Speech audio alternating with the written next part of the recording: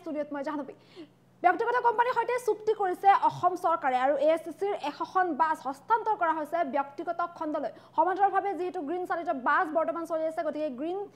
Green বাছসমূহ যিসমূহ বিদ্যুৎ চালিত বাছ আছে বিদ্যুৎ চালিত বাছসমূহৰ ভাড়া বৃদ্ধিক লৈও মন্তব্য প্ৰদান কৰিছে পৰিমল শুক্লবৈদ্যই লৈছো এই মুহূৰ্তৰ সবিশেষ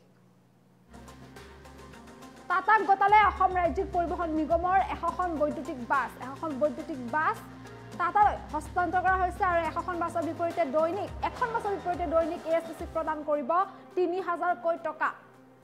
100খন বাছৰ বাবে প্ৰায় 3 লাখ টকা টাটা কোম্পানীৰ পৰা লাভ কৰিব এএছটিচি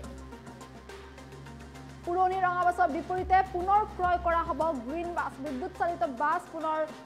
ক্ৰয় কৰা হ'ব আৰু পেট্ৰল ডিজেলৰ পৰিৱৰ্তে গ্ৰীণ এনাৰ্জি অনাৰ চেষ্টা চলাইছে চৰকাৰে প্ৰদূষণমুক্ত অসম কৰিবলৈ চৰকাৰে চেষ্টা চলাইছে আৰু এই চেষ্টাৰ বাবে এতিয়া গ্ৰীণ বাছ অৰ্থাৎ বিদ্যুৎ চালিত বাছসমূহৰ ব্যৱস্থা কৰা হ'ব টাটাৰ লগতে চুক্তিৰে পাৱাৰ ষ্টেচনৰ কাম আৰম্ভ কৰাৰ সিদ্ধান্ত গ্ৰহণ কৰা হৈছে গ্ৰীণ বাছৰ ভাড়া বৃদ্ধিক লৈ মন্তব্য প্ৰদান কৰিছে পৰিবহণ মন্ত্ৰী পৰিমল শুক্লবৈদ্যই আৰু যেহেতু ব্যক্তিগত খণ্ডলৈ হস্তান্তৰ কৰা হৈছে টাটালৈ গতোৱা হৈছে অসম ৰাজ্যিক পৰিবহণ নিগমৰ 100খন বাছ এখন বাছৰ বিপৰীতে দৈনিক 3000 টকা লাভ কৰে এএছটিচিয়ে আৰু এতিয়া 100খন বাছৰ বাবে প্ৰায় 3 লাখ টকা লাভ কৰিব কোম্পানীৰ পৰা এএছটিচিয়ে টাটা কোম্পানীৰ পৰা দৈনিক 3 লাখ টকা লাভ কৰিব 100খন বাছৰ বিপৰীতে আৰু যি পুৰণি ৰঙা বাছ আছিল সেই ৰঙা বাছসমূহৰ বিপৰীতে পুনৰ গ্ৰীণ বাছ ক্ৰয় কৰা হ'ব যেহেতু মহানগৰীত বৰ্তমান 2খন গ্ৰীণ বাছ চলি আছে আৰু এই বিদ্যুৎ চালিত বাছসমূহৰ যেটো পুনৰ নতুনকৈ বিদ্যুৎ চালিত বাছসমূহ ক্ৰয় কৰা হ'ব আৰু সেই বাছসমূহে চলাচল কৰা হ'ব গতিকে ৰাজ্যখনক অসমখনক প্ৰদূষণমুক্ত কৰি গঢ়ি তুলিবলৈ বা প্ৰদূষণমুক্ত অসম হিচাপে গঢ়িবলৈ যেটো অসম চৰকাৰে এই প্ৰচেষ্টা হাতত লৈছে আৰু প্ৰদূষণৰ পৰা অসমখনক মুক্ত কৰিবৰ বাবে এইদৰে ব্যৱস্থা গ্ৰহণ কৰা হৈছে আৰু এতিয়া পুনৰ নতুনকৈ গ্ৰীণ বাছ ক্ৰয় কৰা হ'ব যিসমূহ পুৰণি ৰঙা বাছ আছে সেই ৰঙা বাছৰ বিপৰীতে এতিয়াৰ পৰা চলিব গ্ৰীণ বাছ নতুনকৈ বিদ্যুৎ চালিত বাছ ক্ৰয় কৰা হ'ব আনহাতে বহুতো যেহেতু সা সুবিধা আছে বিদ্যুৎ চালিত বাছ বা এই গ্ৰীণ বাছত তেনেস্থলত এতিয়াৰ পৰা ৰঙা বাছসমূহৰ পৰিৱৰ্তে বিদ্যুৎ চালিত বাছ পুনৰ ক্ৰয় কৰা হ'ব যেহেতু ব্যক্তিগত কোম্পানী টাটাৰ সৈতে যেহেতু অসম চৰকাৰে চুক্তি কৰিছে আৰু এএছটিচিৰ 100খন বাছ ব্যক্তিগত খণ্ডলৈ হস্তান্তৰ কৰা হৈছে আৰু টাটাৰ পৰা 100খন বাছৰ বিপৰীতে দৈনিক 3 লাখ টকা প্ৰায় লাভ কৰে এএছটিচি টাটাৰ লগত যি চুক্তি কৰা হৈছিল সেই চুক্তিৰ পিছতেই পাৱাৰ ষ্টেচনৰ কাম ইতিমধ্যে আৰম্ভ হৈছে বুলি ঘোষণা কৰিছে পাৱাৰ ষ্টেচনৰ ব্যৱস্থাৰ বাবে এইদৰে চুক্তি কৰা হৈছে আৰু সেই চুক্তিৰ পিছতে এতিয়া অৱশ্যে আৰম্ভ হৈছে পাৱাৰ ষ্টেচন নিৰ্মাণৰ কাম বা পাৱাৰ ষ্টেচন স্থাপনৰ কাম সমান্তৰালকৈ যি পেট্ৰল ডিজেল চালিত বাছ আছে পেট্ৰল ডিজেল চালিত বাছৰ বিপৰীতে এতিয়াৰ পৰা ৰাজ্যত বিদ্যুৎ চালিত বাছৰ প্ৰৱৰ্তন হ'ব বা পেট্ৰল ডিজেল চালিত বাহনৰ পৰিৱৰ্তে গ্ৰীণ এনাৰ্জি লৈ অনাৰ চেষ্টা চলাব চৰকাৰে যাক লৈ যাৰ বাবে নতুনকৈ পুনৰ গ্ৰীণ বাছ ক্ৰয় কৰা হ'ব আৰু পুৰণি বাছসমূহৰ পৰিৱৰ্তে ৰাজ্যত চলিব গ্ৰীণ বাছ যেহেতু ইতিমধ্যে 2খন বাছ গ্ৰীণ বাছ চলি আছে মহানগৰীত তেনেস্থলত সম্পূৰ্ণৰূপে গ্ৰীণ বাছ চলাচল কৰা হ'ব পেট্ৰল ডিজেল চালিত যিসমূহ বাছ আছে সেই বাছসমূহ প্ৰত্যাহাৰ কৰি গ্ৰীণ বাছ চলাচল কৰা হ'ব গতিকে তাৰ বাবে নতুনকৈ গ্ৰীণ বাছ ক্ৰয় কৰিব বুলিও ইতিমধ্যে ঘোষণা কৰিছে আৰু পাৱাৰ ষ্টেচনৰ কাম ইতিমধ্যে আৰম্ভ হৈছে আৰু ফালে গ্ৰীণ বাছৰ যে ভাড়া বৃদ্ধি তাৰ সেই সন্দৰ্ভতো মন্তব্য প্ৰদান কৰিছে যিটো অন্যান্য বাছসমূহতকৈ গ্ৰীণ বাছৰ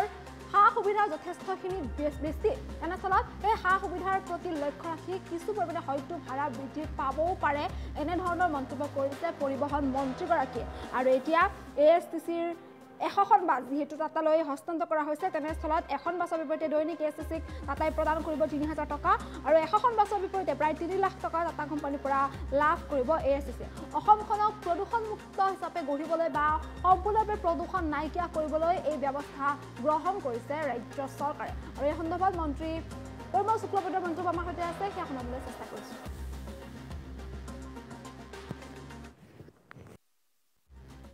হয় আপোনালোকে দেখিছে আমাৰ ইলেক্ট্ৰিক বাছ কেইদিন আগতে মাননীয় মুখ্যমন্ত্ৰীৰ জৰিয়তে এছটিচিয়ে 200খন বাছ পাইছে আৰু এই 200খন বাছ ধুনীয়াকৈ চলি আছে এতিয়া আমি অলপতে আমি এয়াৰপোৰ্টলৈকে আমাৰ এই গ্ৰীণ বাছৰ সাৰ্ভিস আমি দিবলৈ আমি বিচাৰিছোঁ আৰু যোৱাকালিৰ পৰা গ্ৰীণ বাছ এয়াৰপোৰ্টলৈকে চলি আছে আমি টাটাৰ ফালৰ পৰা লৈছোঁ আৰু টাটাৰ যেটো যিসকলে দিছে তেওঁলোকে আমি কাৰণ প্ৰথম কনসেপ্টটো আমাৰ প্ৰথম এই কাৰণে তেওঁলোকৰ জৰিয়তে আমি বাছটো চলাই আছোঁ যাতে আমি প্ৰাথমিকভাৱে ভালকৈ গম পাওঁ যে কেনেকুৱা কি কৰি বাছটো চলালে ভাল হয় বা সঠিকভাৱে চলাব পাৰোঁ হয় তেওঁলোকৰ জৰিয়তেই আমাৰ বাছবিলাক চলি আছে হয় চৰকাৰৰ পইচাৰে আৰু আমিও যে দিছোঁ এইটো চৰকাৰীভাৱে তেওঁলোকে এটা কণ্ট্ৰাক্ট বেচিছত গৈছে যে আমাক মান্থলি ইমানখিনি টকা দিব এই হিচাপে কৰ্পোৰেশ্যনে তেওঁলোকক বাছখিনি হেণ্ড অভাৰ কৰিছে আৰু প্ৰতিদিন হিচাপে তেওঁলোকে এটা টকা আমাক দি আছে আমাৰ জনামতে 200খন বাছে সম্ভৱতঃ কাৰণ এইটো কৰ্পোৰেশ্যনৰ লগতেই মানে এমঅইউটো হৈছে এইটো 100খন বাছৰ কাৰণে সম্ভৱতঃ 3 লাখ টকা নহয় পাৰ ডে বন্ধ কৰাৰতো এই মুহূৰ্তত আমি কৰিব নোৱাৰোঁ বাট আমি এনকাৰেজিং কৰি আছোঁ যিসকলে পেট্ৰল ডিজেলত গাড়ী চলাই আছে যাতে গ্ৰীণ এনাৰ্জিত লৈ আনিব পাৰে তাৰ কাৰণে আমি যাতে আমাৰ পাৱাৰ ষ্টেচনবিলাকো ভালকৈ আমি কৰিব পাৰোঁ তাৰ কাৰণেও টাটা পাৱাৰৰ লগতে আমাৰ এটা চুক্তি হৈছে যাতে অসমৰ বিভিন্ন ঠাইত তেওঁলোকে এই পাৱাৰ ষ্টেচনবিলাক বনাব পাৰে আৰু তো কামো আৰম্ভ কৰিছে ভাই সেইটোতো মই এই মুহূৰ্তত আপোনাক সঠিক তথ্য আমি দিব নোৱাৰিম কাৰণ এইটো জেমেৰ জৰিয়তে মানে টেণ্ডাৰ কৰিহে লোৱা হৈছে না নিশ্চিতভাৱে আদালতৰ ৰায়টো আমি মানি চলিব লাগিব নহয় মানি চলিমেই আমি কাজে এই ক্ষেত্ৰত আদালতে যি নিৰ্দেশ আমাক দিছে এই নিৰ্দেশ মানি চলিম আৰু গুৱাহাটীততো 200খন 400খনৰ কথা নহয় হাজাৰ হাজাৰ বাছ চলি আছে কাজে এই ক্ষেত্ৰত প্ৰাথমিকভাৱে আমি হয়তোবা এই ট্ৰায়েল বেচিছত আমি যে 200খন ইমান বাছ দিলে ট্ৰাফিক জামেৰ কথা আছে নহয় কাজে এই ক্ষেত্ৰত অলপ হয়তোবা আমি বন্ধ কৰিছিলোঁ তেওঁলোক কোৰ্টত গৈছে ন্যায়ালয়ে এটা আদেশ আমাক দিছে তো আমি আদেশ মানে চলিম নিশ্চিতভাৱে এই মেইনটেনেন্স সহকাৰে চলাব সেইকাৰণে প্ৰথমটো কনচেপ্টটো প্ৰথম কাজেই আমি আগতে ধৰক আমি CNG বাছত আমি প্ৰথম আমি লৈছিলোঁ আপোনালোকে জ্ঞাত এইটো তো CNG বাছৰ যাৰ এটা মেকানিকেল ছাইড আছে তো তেতিয়া প্ৰথম আমি অলপ অসুবিধাও পাইছোঁ দেখিছে আপোনালোকেই নিউজ কৰিছে তো লাহে লাহে এই অসুবিধাবিলাক আঁতৰত গৈছে এইকাৰণে আমি মানে প্ৰাথমিকভাৱে তেওঁলোকক ট্ৰায়েল বেচিছত আমি চলাবলৈ দিলোঁ আৰু তেওঁলোকেও যাতে আমাক এটা প্ৰফিট দেখাব পাৰে তাৰ কাৰণে তেওঁলোকে এইটো লৈছে নিশ্চিতভাৱে ইন ফিউচাৰত আৰু বাছ আহিব গোটেইখিনি যে এনেকুৱা দিম এনেকুৱা কথা নহয় আমাৰ অভিজ্ঞতা হৈ আছে আৰু লাহে লাহে ধৰক আমাৰ পাৱাৰ ষ্টেচনবিলাকো বাঢ়ি আছে আৰু এই ক্ষেত্ৰত মই ভাবোঁ যে যিসকলে আপুনি যেনেকুৱা সুধিলে যে ডিজেল পেট্ৰল ইত্যাদি বাছ কমিব নেকি বা আন গাড়ীবিলাক আমিও বিচাৰোঁ যে হয় আমাৰ অসমখন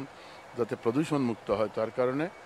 আমি ইলেক্ট্ৰিক বাছ বা ইলেক্ট্ৰিক ভেহিকলছ যদি আনিব পাৰোঁ তেনেহ'লে বহুতখিনি প্ৰদূষণমুক্ত হ'ব পাৰে কাৰণ অট'মোবাইল ছেক্টৰে অল ইণ্ডিয়া লেভেলত প্ৰায় 53% যিটো এয়াৰ পলিউশ্যন ক্ৰিয়েট কৰি আছে ইয়াৰ পৰা আমাৰ অসমখন মুক্ত হ'ব লাগে মাননীয় মুখ্যমন্ত্ৰী ডাঙৰীয়াই এইটোৱে বিচাৰিছে চাওক বাছৰ ভাড়া বৃদ্ধি হ'লে এই কথাটো আপোনালোকে অলপ চিন্তা কৰিব লাগে এই বাছত যি ফেচিলিটি আছে যি সুবিধাখিনি আছে ছেফটিৰ পৰা আৰম্ভ কৰি গোটেইখিনি সুবিধা বেলেগ যিটো চিটি বাছ আছে ইয়াতে আছে নেকি আপোনালোকে কওকচোন তো আপুনি সুবিধা য'ত বেছি পাব অলপ হ'লেও আপোনাৰো ছেক্ৰিফাইচ লাগিব এইখিনি বাছৰ সুবিধাটো আপুনি বেলেগ বাছত নাপায় কাজে এই ক্ষেত্ৰত খুব স্বাভাৱিকভাৱেই অলপ হ'লেও আপোনাৰ বৃদ্ধি হ'ব পাৰে বা হ'ব লাগে আৰু লগতে যদি আপুনি বৃদ্ধি নকৰে তেনেহ'লে এই বাছখিনি চলোৱাও অসুবিধা হ'ব কণ্ট্ৰাকচুৱেল বেচিছ বিভিন্ন ঠাইতে চলি আছে কণ্ট্ৰাকচুৱেল বেচিছটো কথাটো এনেকুৱা নহয় আমিতো প্ৰথমবাৰে নিচিনা বাছ দিছোঁ এনেকুৱা নহয় এতিয়া আণ্ডাৰটেকিং বাছটো এধৰণৰ কণ্ট্ৰাকচুৱেল যদি আপুনি ঘূৰাই পকাই চায় তেনেহ'লে আণ্ডাৰটেকিং বাছ মানে আপোনাৰ বাছ আমাৰ জৰিয়তে চলাইছে কিবা কোনো ঠাইত আপুনি আমাক এটা ৰেভিনিউ শ্বেয়াৰিং কৰি আছে কাজে এই এনেকুৱাইতো আপোনাৰ চলিব লাগিব এতিয়া ধৰক আমি খালি বাছ দিছোঁ এনেকুৱা নহয় আমি ড্ৰাইভাৰতো কণ্ট্ৰাকচুৱেল বেচিছ আছোঁ লৈছোঁ আমি আজি আমাৰ প্ৰায় 1300 আমাৰ এমপ্লয়ী আছে 1300 এমপ্লয়ীটো আমাৰ তাৰ ভিতৰত কিছুমানটো আমাৰ কণ্ট্ৰাকচুৱেল আছে আজি কণ্ট্ৰাকচুৱেল বেচিছত আমি টেষ্ট বেচিছত আমি কৰি আছোঁ এইকাৰণে কাৰণ নতুন কনচেপ্টত বাছবিলাক আমি ইলেক্ট্ৰিক বাছ নতুনভাৱে তেওঁলোকৰ মেকানিজম থাকে কাজে এইবিলাক যদি আমি যি কোম্পানীয়ে বনাইছে সেই কোম্পানীৰ জৰিয়তে যদি আমি কৰিব পাৰোঁ আৰু নহ'লে কেতিয়াবা আমাৰ যিসকল ড্ৰাইভাৰ আছে কণ্ট্ৰাক্টৰ আছে তেওঁলোকে ক'ব এই ব্ৰেকডাউন হৈ গৈছে কিবা হৈ গৈছে বছৰৰ কাৰণে মই এই মুহূৰ্তে এছ.টি.চি. কৰ্পোৰেশ্যনে তেওঁলোকে দিছে সম্ভৱতঃ মাহ হিচাপে দিছে মানে পাৰ ডে হিচাপে মাহ হিচাপে দিছে এতিয়া ঠিক একুৰেটলি মই ক'ব নোৱাৰোঁ যদি তেওঁলোকে কণ্ডিশ্যনটো ফুলফিল কৰে নিশ্চিতভাৱে তেওঁলোকে জৰিয়তে যদি আমি লাভৱান হওঁ কাৰণ বাছটো আমি চলাই ইমান দিনলৈকে চলি আছোঁ কিমান লাভৱান হৈছোঁ আমাৰ জনা আছে যদি লাভৱান হওঁ আমি তেনেহ'লে হয়তো এইটো এক্সটেণ্ডো হ'ব পাৰে আৰু নহ'লে যিমান দিনৰ কাৰণে দিয়া হৈছে আৰু কোৱাৰ কি আছে আমি না যিটো দিয়া হৈছে যে তেওঁক মানে আমি হেৰি কৰিছোঁ ফেচিলিটি দিছোঁ যে এই ফেব্ৰুৱাৰীৰ ভিতৰত যদি দিব পাৰে তেনেহ'লে আকৌ যিটো টেক্স নিদিয়াৰ ক্ষেত্ৰত যিটো পেনাল্টি হয় পেনাল্টিটো আমি ল'ব নালাগে এতিয়া 29 তাৰিখৰ ভিতৰত আহিব দিয়ক